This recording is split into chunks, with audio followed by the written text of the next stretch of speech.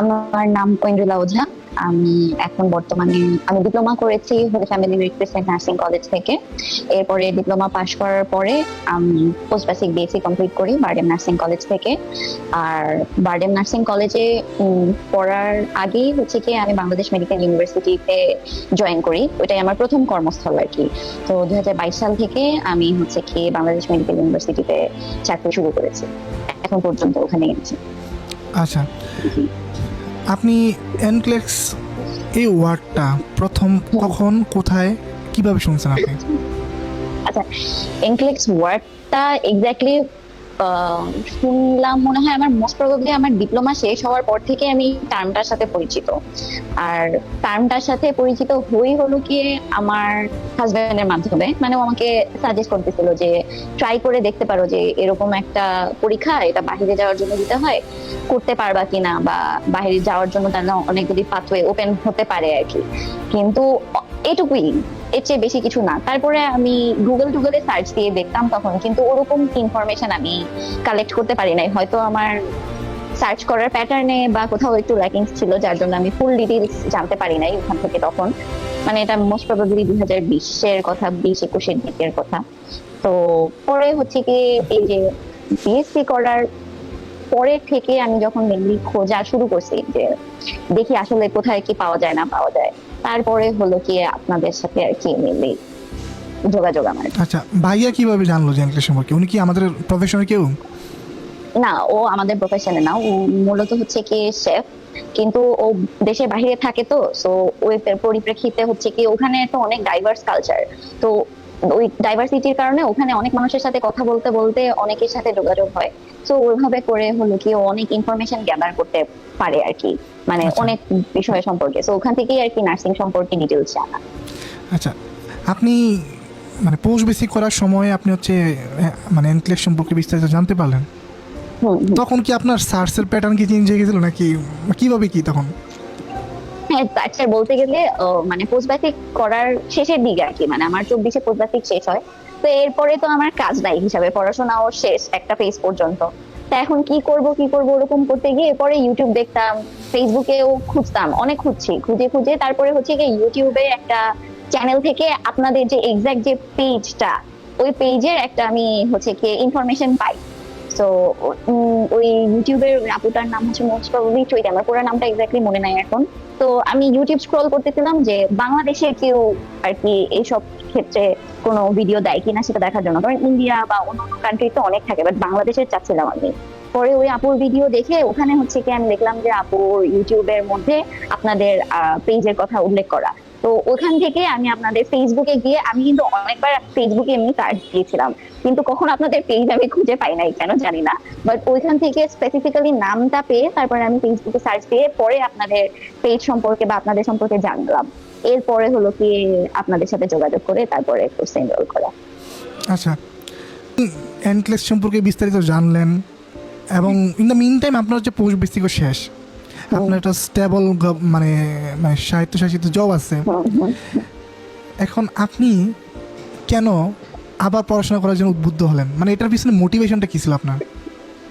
Motivation বলতে সত্যি কথা যেটা, আমার বাংলাদেশে যে নার্সিং এর প্যাটার্নটা থেকেও বড় বিষয় হচ্ছে বাংলাদেশে নার্সদের যে মানে নার্সদেরকে যেভাবে আর কি মানুষজন ডিফাইন করে বা তাদেরকে যেভাবে নিয়ে চিন্তা করে, এই জিনিসটা আমার পার্সোনালি খুব বেশি একটা মানে মনে হয় না যে খুব ভালোভাবে আর কি দেখে। তো ওইখান থেকেই মূলত চাচ্ছিলাম যে কিছু একটা করি যেটার জন্য আর কি মানে নার্সদেরকে সবাই প্রায়োরিটি দেয় বা গুরুত্ব দেয়, কিন্তু সেটা বাইরের কান্ট্রির নার্স, বাংলাদেশের নার্সদের কোনো দাম নাই, এরকম হচ্ছে কি আমি সবসময় দেখি যে মানুষজনের চিন্তা ভাবনা এরকম। বা আমার সামনেই যখন কথা বলে ডাইরেক্টলি আর ইনডাইরেক্টলি ওভাবে আমার মনে হয় যে তারা ওভাবেই পয়েন্ট আউট করে। তো তাই আমি ভাবলাম যে আচ্ছা ঠিক আছে, বাইরে নার্সদের যেহেতু এত ডিমান্ড বা তাদেরই এত গুরুত্ব, আমাদের এত কম গুরুত্ব, তো ওইখান থেকে মেইনলি হচ্ছে কি ইচ্ছা ছিল যে এদের বাইরে পড়াশোনা করতে যাওয়ার জন্য, অথবা হচ্ছে কি বাইরে গিয়ে জব করার যদি কোনো সুযোগ পাওয়া যায় তাহলে সবচেয়ে বেশি ভালো হয়। তো ওখান থেকেই মেইনলি হচ্ছে কি এন্ট্রান্স দেওয়ার যে একটা ডিটারমিনেশন ওটা আসছে, পাশ করতে হবে। পাশ করতে হবে এটা আসলে তখন আসে নাই, কিন্তু এইটার সম্পর্কে আরো জানতে হবে বা পড়তে হবে এইটুকু আসছে। আর পাশ করতে হবে জিনিসটা আসছে কোচিং এনরোল করার পর থেকে। আপনার এই টোটাল জার্নিতে রিসোর্স কোনগুলো ফলো করছেন আপনি? আমার টোটাল জার্নির রিসোর্স বলতে কেউ বিশ্বাস করবে কিনা জানি না, কিন্তু আপনাদের শীট, আপনাদের যত শীট সেগুলি, আর হচ্ছে কি ইউটিউবের অনেকগুলি চ্যানেল যেগুলি আমি অনেক বেশি দেখতাম। মানে ধরেন পড়তে যখন ভালো লাগতো না তখন আমার ইউটিউব, আর কিছু ছিল না। আর হলো কি চ্যাট জিপিটি, যখন কোনো কিছু বুঝতাম না বা সহজে বোঝার চেষ্টা করতাম তখন চ্যাট জিপিটি। আমি কোনো, এছাড়া আর কোনো টেক্সট বুক আমি পড়ি নাই।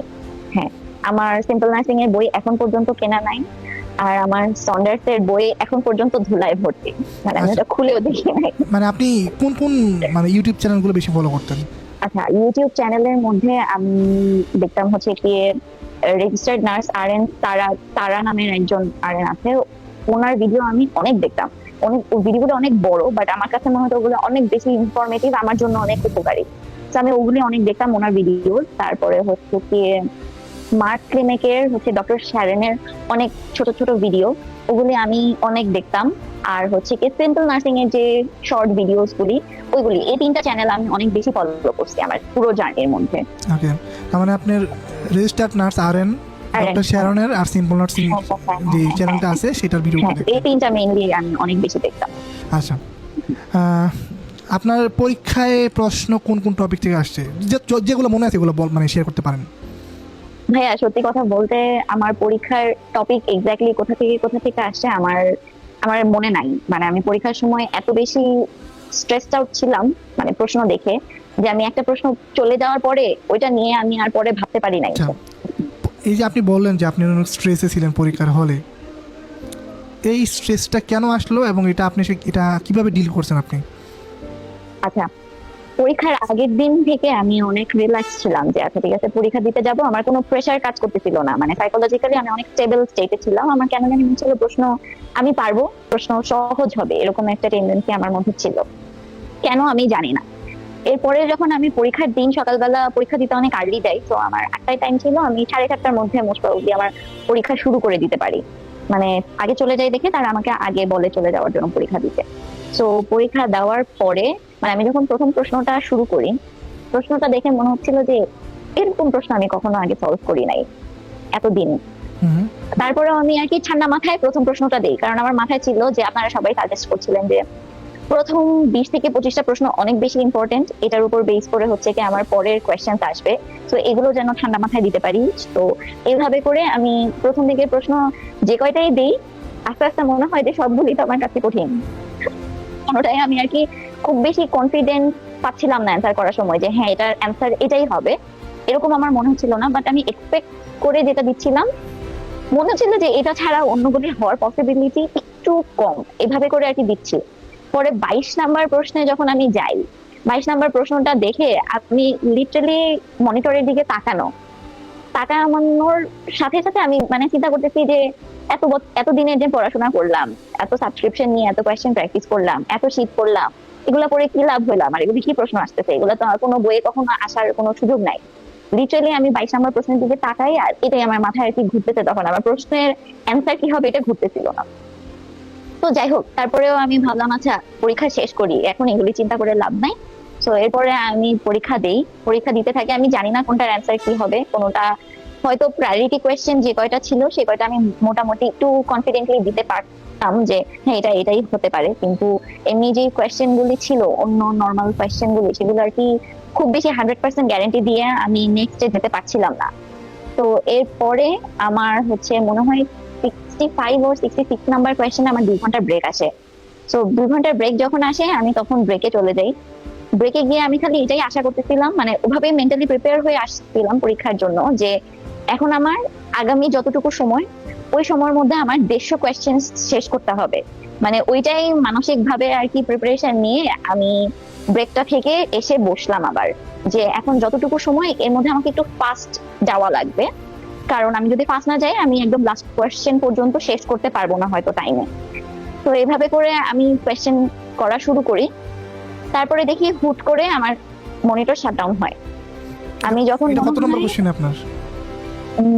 মনিটর শাটডাউন হয় হচ্ছে 85 নাম্বার। মানে মনিটর যখন শাটডাউন হয় এরপরে আমি রিয়েলাইজ করলাম যে ওটা 85 নাম্বার কোয়েশ্চেন ছিল। আচ্ছা, মানে আপনার সাজেশন কি থাকবে যারা আপনার বেস্টমেট আছে মানে B7-এ, তাদের উদ্দেশ্যে কি পরামর্শ থাকবে? পরামর্শ বলতে আমার তো পড়াশোনার অনেক দিনের এক্সপিরিয়েন্স না, বাট আমি এখানে একটা জিনিস বলতে চাই অবশ্যই, যে আমার যে স্টাডি গ্রুপ ছিল, এই গ্রুপটা না থাকলে মনে হয় আমি এতদিনে পাশের মুখ মানে পরীক্ষা যে দিতে যাব, এইটাই হয়তো আমি এতদিন চিন্তায় আনতে পারতাম না। Thanks to my team, my group, আমার স্টাডি গ্রুপটা একদম এক্সিলেন্ট। আমি কিভাবে যে এই গ্রুপের সাথে ইনভলভ হই আমি জানি না, ইটস গডস গ্রেস অবশ্যই। নাহলে এরকম একটা গ্রুপ যাতে সবার ডিটারমিনেশন এত বেশি স্ট্রং, এটা অনেক বেশি, আপনি প্রথম থেকেই বলতেন কোচিং এ যে স্টাডি পার্টনার থাকলে পরে পড়াশোনা অনেক ভালো হয়। তো আমি কখনো স্টাডি পার্টনার নিয়ে কিন্তু আগে কখনো পড়াশোনা করি নাই, আমি জানতাম না যে গ্রুপ স্টাডি জিনিসটা কি, কিভাবে করতে হয়। তো আমার কোচিং এর প্রথম দিকেও আমি একাই পড়াশোনা করতাম, কোনো গ্রুপের সাথে আমি ইনভলভ হওয়ার চেষ্টাও করি নাই নিজে থেকে। আর আমার মধ্যে কেমন জানি অত বেশি কনফিডেন্সও কাজ করতো না যে কারোর সাথে পড়বো, আমার মধ্যে আমি একা পড়লে আমার জন্য ইজিয়ার। পরে যখন আমি এই গ্রুপটার সাথে অ্যাড হই, আর আমাকে অ্যাড করেন, তাদের সাথে পড়তে পড়তে পড়তে পড়তে তাদের যে পড়ার স্পিড বা তাদের যে পড়ার প্রতি আগ্রহ বা ডিটারমিনেশন, সেটা আসলে আমাকে অনেক বেশি পুশ করলো সামনের দিকে আগানোর জন্য। সো ক্রেডিট হচ্ছে কি অনেক বেশি, নিজেতে তো এফোর্ট থাকতেই হবে অবশ্যই, আর হচ্ছে কি স্টাডি পার্টনার অনেক বেশি জরুরি, মানে এবং যাদের ডিটারমিনেশন অনেক বেশি স্ট্রং থাকবে সেরকম স্টাডি পার্টনার অনেক বেশি জরুরি। যেন আপনি যদি একটু ঢিলামি দেন, আপনাকে যেন ঠেলে গুটায় তারপরে সামনের দিকে নিয়ে যায়।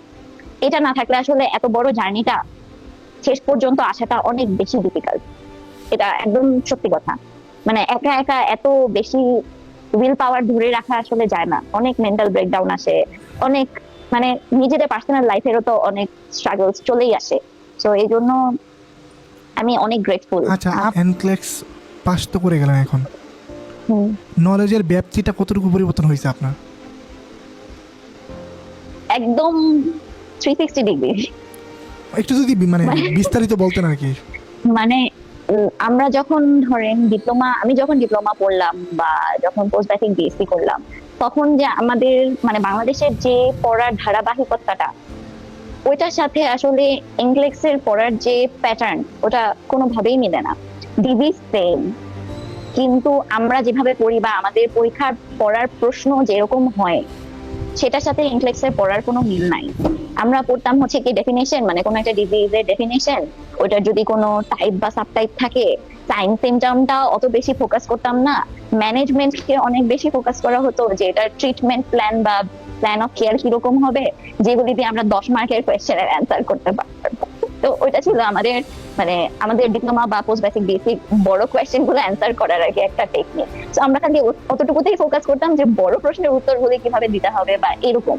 আর এনক্লেক্সে আসার পরে তো কোনো বড় প্রশ্নের কোনো বালাই নাই, আমার হচ্ছে কি মেইন জিনিসটা সম্পর্কে জানতে হবে এবং ওইটার উপর বেস করে মানে মেইন ডিজিজটা সম্পর্কে জানতে হবে, এবং ওই ডিজিজের থেকে সিভিয়ার স্টেজ কি হতে পারে বা ফার্স্ট ম্যানেজমেন্ট হিসেবে কি করতে পারি, বা পেশেন্ট সেফটির জন্য সবচেয়ে বেশি গুরুত্বপূর্ণ কোন জিনিসটাকে আমরা ফোকাস করব, মানে একদম প্র্যাকটিক্যাল যে জিনিসটা, সেটা শেখানো হচ্ছে এখানে।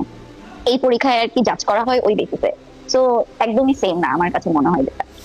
আচ্ছা, আপনি কি মনে করেন বাংলাদেশের নার্সিং এডুকেশনে মানে কোন স্পেসিফিক কোন জিনিসটা পরিবর্তন করা দরকার? পরিবর্তন এক্স্যাক্টলি আমি পুরোটা তো বলতে পারবো না, কারণ আমি তো ডিপ্লোমা থেকে আমি পড়লাম, আর আমাদের ডিপ্লোমার পরে আমি ডিপ্লোমা শেষ করার আমাদের পরের ব্যাচ থেকে কারিকুলামের মধ্যে অনেক চেঞ্জেস আসে। সো এক্স্যাক্টলি কতটুকু চেঞ্জ হয়েছে সেটা সম্পর্কে আমার প্রপার নলেজ নেই, কিন্তু আমার কাছে যেটা মনে হয় যে আমাদের যারা পড়ান, আমাদের যে টিচাররা বা আমাদের যারা গাইড করেন, লেকচারার্স যারা ডিপ্লোমা বা বিএসসি পোস্ট গ্রাজুয়েট বিএসসি এইসব ক্ষেত্রে যারা পড়ান, তারা আসলে যদি আমাদেরকে ডিজিজটার সম্পর্কে আগে জানান, মানে এই রোগটা এটা, এই রোগটা থেকে এই এই কমপ্লিকেশন হতে পারে, মানে গদ বাঁধা শীত দিয়ে দিবে ওই শীত দেখে বা বই দেখে খালি মুখস্থ করবো জিনিসটা ওভাবে করে না করে যদি এটলিস্ট আমাদের বোঝানোর চেষ্টা করে যে এই রিজনের জন্য এই রোগটা বডির এই পার্ট থেকে রোগটা যদি আরো বাড়ে তাহলে এই এই অন্য অন্য অর্গানে এইভাবে বা এই প্রসেসে ক্ষতি হয়, প্যাথোফিজিওলজি গুলো যদি আরেকটু ভালো মতো বোঝায় বা ওইটা যদি মাথায় আরো ভালো মতো দিতে পারে, তাহলে মনে হয় আমাদের স্টুডেন্টদের জন্য অনেক বেশি ইজিয়ার হয় এই যে এমটিএস এর ক্ষেত্রে। আচ্ছা, আপনি এই টোটাল জার্নির সময়কাল কতটুকু ছিল? আপনি কত সময় নিয়েছেন জার্নিটা কমপ্লিট করতে? কমপ্লিট করতে বলতে আমার কোচিং শুরু হওয়ার থেকে শুরু করে এই যে জুলাইয়ের 7 তারিখ পর্যন্ত, মানে 7 তারিখ আমার পরীক্ষা ছিল। মানে কত তাহলে বছর? ধরেন অ্যাপ্রক্সিমেটলি আপনি 11 মাস বা 12 মাসের মতো, 11.5 থেকে 12 মাস হতে পারে। 11.5 থেকে 12 মাস, মানে হ্যাঁ। আসলে কি এটাই যথেষ্ট নাকি আরো কম সময়ে আপনি পাস করতে পারতেন? সত্যি কথা যদি বলি তাহলে আরেকটু কম সময়ে আমি, মানে আরেকটু আগে আমি পরীক্ষা দিতে পারতাম, যদি নাকি আমি কোচিংটা শেষ হওয়ার পরে ওই যে যতটুকু ঢিলামি দেওয়া হয়ে গেছে আমার, অতটুকু যদি আমি না দিতাম, মানে আপনাদের সাথে লাস্ট যে পরীক্ষাটুকু আমরা দিলাম কোচিং এ, ওই পরীক্ষার পরে ব্রেক একটা যে আমাদের ছিল, মানে এরপরে তো আপনারা আর বলতেন যে পরীক্ষার জন্য প্রিপারেশন নিতে, বাট ওই জায়গাটায় আমি প্রায় 1 মাসের মতো হচ্ছে কোনো পড়াশোনা করি নাই। তো ওই ওই ওই গ্যাপটা আমার জন্য অনেক বড় একটা হ্যাম্পার হয়ে গেছে পড়াশোনার ক্ষেত্রে। কারণ ওটার পরে, ওই গ্যাপের পরে আমি যখন আবার পড়াশোনা শুরু করি, তখন আমার মনে হয় যে আমার পড়ায় মন বসে না, আমার ভালো লাগতেছে না পড়াশোনা করতে, এরকম আমার মধ্যে এই টেন্ডেন্সিটা কাজ করে। তো ওখান থেকে আবার মনে হচ্ছিল যে আবার শুরু থেকে শুরু করে এই পরীক্ষা পর্যন্ত আসতে আমার একটা ল্যাক পড়ে গেল আর কি, এরকম আমার ফিল হয়। আচ্ছা, আপনার মানে আপনি কি কখনো কোর্স চলাকালীন সময় শুনছেন যে দেরি করলে আপনি হচ্ছে ফেল পার্সেন্টেজ বাড়বে এবং হারায় যাবেন, এই ধরনের কথা কি শুনছেন কখনো? তাহলে মানে এত অ্যাওয়ারনেস থাকা সত্ত্বেও আপনি কেন ভুলটা করলেন? বা মানুষজন ভুল করে কোথায় আসলে? মানুষজন আসলে ভুল করে কোথায়, মানুষজন না, আমার যেটা মনে হয় যে আমরা কোচিং এ যে যত মাস আপনাদের আন্ডারে থাকি, ওই যে পরীক্ষা একদম লাস্ট পরীক্ষা পর্যন্ত অতদিন এতটা প্রেসারের মধ্যে থাকি যে দৌড়ানোই লাগবে, কন্টিনিউয়াসলি দৌড়ানো লাগবে, পরীক্ষা দিতে হবে, পড়তে হবে। এরপরে পরীক্ষাটা শেষ হওয়ার পরে ওই যে দৌড়ানোই লাগবে, এই জিনিসটা কেন জানি মনে হয় যে মনের ভিতর থেকে একটু কমে যায়। মানে ওই নিজেকে যে পুশ করতে হবে যে না দৌড়াই শেষ করতে হবে পরীক্ষাটা ইনক্লেক্সটা দেওয়া পর্যন্ত, ওই জিনিসটা মনের ভিতর থেকে কেন যেন আমার কাছে মনে হয় যে কমে যায়। আবারও সে পুরানো প্রশ্নটাই করি, জি, ব্যাচ 7 বাকিরা যাতে পরীক্ষা বসে কিছু একটা বলেন আপনি। পরীক্ষায় আসলে না বসলে পাশ আসবে না, এটা হচ্ছে সব মানে থেকে বড়। আপনি তো আসলে মানে ব্যাচ 7 একটা পার্ট ছিলেন, হ্যাঁ, অবশ্যই। তাদের আসলে সমস্যাটা কোথায় যে বসতেছে না কেন পরীক্ষায়? আমার মনে হয় যে ভিতরে না একটা ফিয়ার কাজ করে, যে মনে হয় কি যে আমার তো প্রিপারেশন এনাফ না, আমি এখন বসলে তো পাস হবে না। কিন্তু প্রিপারেশন আপনি 10 বছর ধরে নিলেও যে এটা এনাফ হবে না, এটাও আপনাকে, মানে ওই যে যখন আপনি এটা চিন্তা করবেন যে আপনার প্রিপারেশন এনাফ না, তখন আপনাকে এটাও সাথে সাথে মাথায় চিন্তা করে রাখতে হবে আগামী 10 বছরের প্রিপারেশন নিলেও আপনার তখনও মনে হবে যে প্রিপারেশন এনাফ না।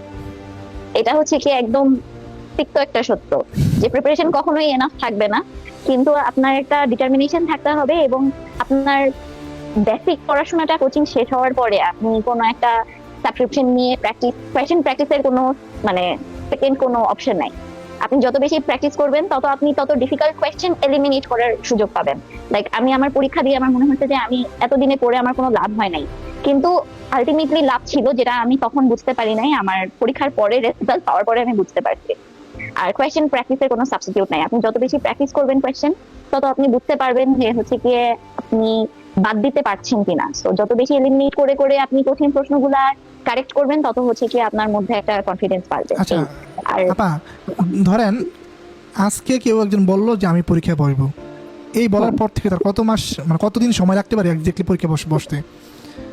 আমি সাজেস্ট করব, যদি কেউ ডিটারমাইন্ড হয়ে থাকে যে আমি পরীক্ষায় বসতে চাই, তাহলে 1.5 থেকে 2.5 মাস ম্যাক্সিমাম, এর বেশি না, একদমই না, একদমই না। মানে আপনি যে কথাগুলো বলছেন এগুলো কি আগে কখনো শুনছেন ব্যাচ 7 কোর্স চলাকালীন সময়?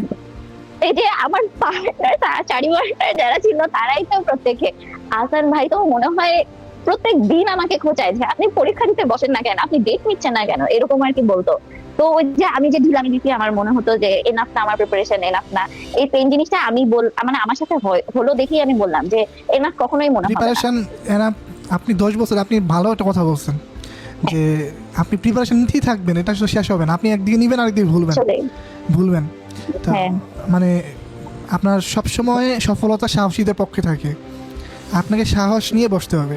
এখন এর মধ্যে যদি কারো হচ্ছে অ্যাক্সিডেন্ট হয়, যে ফেল করে আসে, তো এটা আসলে খুবই দুঃখজনক। এবং তাদের উচিত আবার ঘুরে মানে দাঁড়িয়ে হচ্ছে আবার হচ্ছে পরীক্ষার প্রিপারেশন নিয়ে পরীক্ষা বসা।